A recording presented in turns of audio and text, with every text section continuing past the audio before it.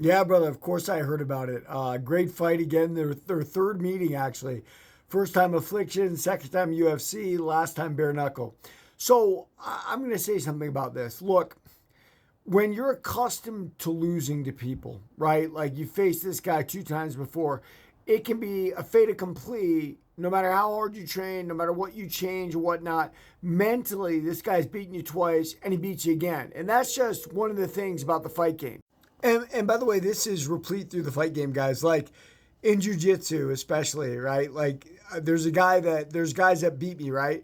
And then it becomes like a pattern of like you get beat over and over again by the same guy, even though you may be trying to fix those problems. And usually they're beating you the same way, right? If you don't or you don't rectify those problems.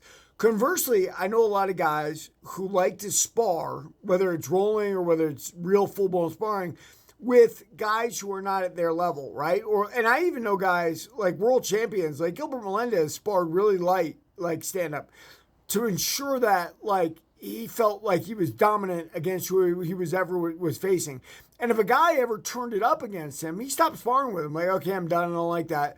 You know, so it was always like this fake spar that got him ready for his big fights. And give credit to him. In his big fights, he performed. Just like there's the old saying in jiu-jitsu, if you roll with wipeouts all the time and you're winning all the time, then you get to a tournament, you're so accustomed to winning, you win again. And there's some merit to that. There's also some merit to the fact that if you're going through a bunch of killers all the time, you get used to losing, and it can be very difficult to win because you don't even know how to do it anymore. You're facing killers constantly. Doesn't always work that way. Sometimes it does.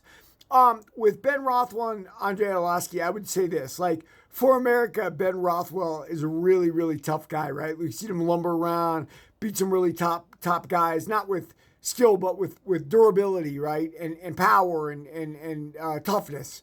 Arlovski is the Russian version of that, right? I would say that the Russians have a little bit of an edge on us in that area.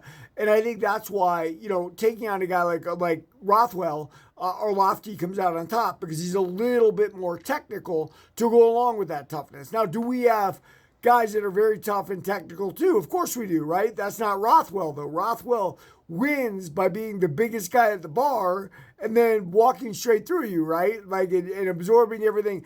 Arlovski's way too sharp for that. And I think we've seen that, right? It's three times in a row. The cancer thing, look, I mean, man, look, that's the Rocky story, right? Like, who cares about winning a fight? How about winning a fight to live three times? And that's what the Andrei Arlovski did, man. I have all the respect in the world for him. Came around at a really weird time. I remember Chael Sonnen said, like, Andrei Arlovski wasn't very good. The UFC made him good.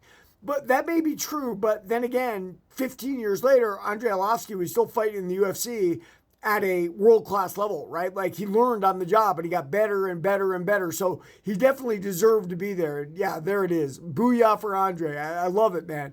Everybody like and follow for more on the fight game.